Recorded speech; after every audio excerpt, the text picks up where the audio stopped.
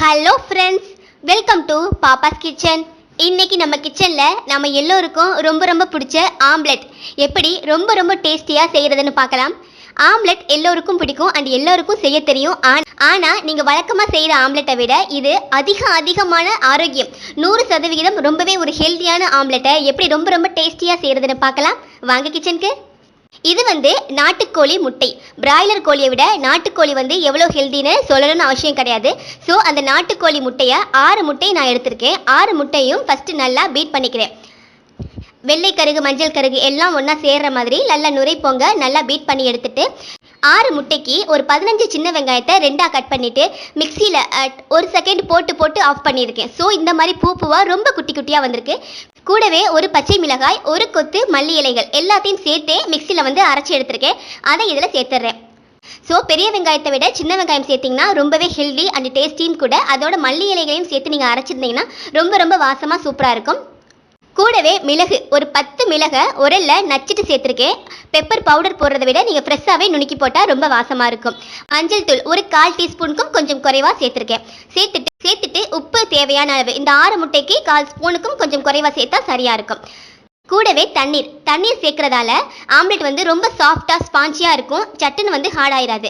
ரொம்ப குறைவாக ஒரு 1/2 ஸ்பூன் அல்லது 1 ஸ்பூன் அளவுக்கு சேர்த்துட்டு எல்லாத்தையும் சேர்த்து நல்லா பீட் பண்ணிடுறேன். நான் சொன்ன கணக்கு 6 நாட்டுக்கோழி முட்டைக்கு உள்ளது. நீங்கள் பிராய்லர் கோழியாக இருந்தால் இந்த கணக்கெல்லாம் 3 முட்டைக்கு போதுமான அளவாக இருக்கும்.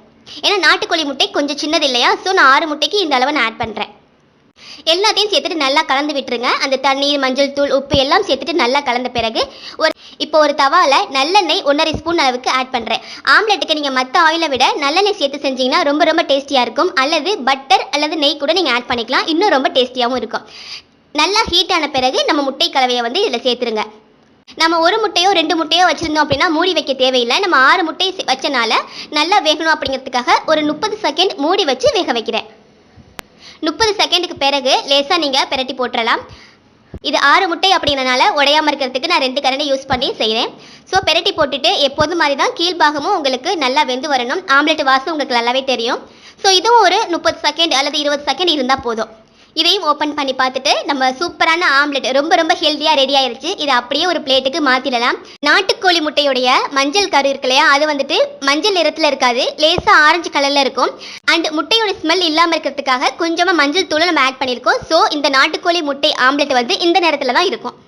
இதில் இன்னொரு மெத்தடும் இருக்குது. நிறைய மசாலா அரைச்சி ஒரு ஆம்லெட் செய்வாங்க. ரொம்ப ரொம்ப டேஸ்டியாக இருக்கும். அம்மியில் அரைச்சி எங்கள் பாட்டி சொன்ன ஒரு மெத்தடு. அதையும் கூடிய சீக்கிரம் உங்களுக்காக அப்லோட் பண்ணுறேன். பட் இது ரொம்ப சிம்பிள் தான். பட் ரொம்ப ரொம்ப ஹெல்த்தி. சின்ன வெங்காயம், நல்லெண்ணெய், நாட்டுக்கோழி முட்டை இதெல்லாம் சொல்லவே வேணாம். எல்லாமே ஹெல்த்தியான ஒன்று. ஸோ கண்டிப்பாக நீங்களும் உங்கள் வீட்டில் இதே மெத்தடில் செஞ்சு பார்த்துட்டு எப்படி இருந்ததுன்னு கமெண்ட்டில் சொல்லுங்கள். நான் சொன்ன ரெசிபி பிடிச்சிருந்தா லைக் பண்ணி ஷேர் பண்ணுங்கள். மறக்காமல் சப்ஸ்கிரைப் பண்ணுங்கள். தேங்க்யூ.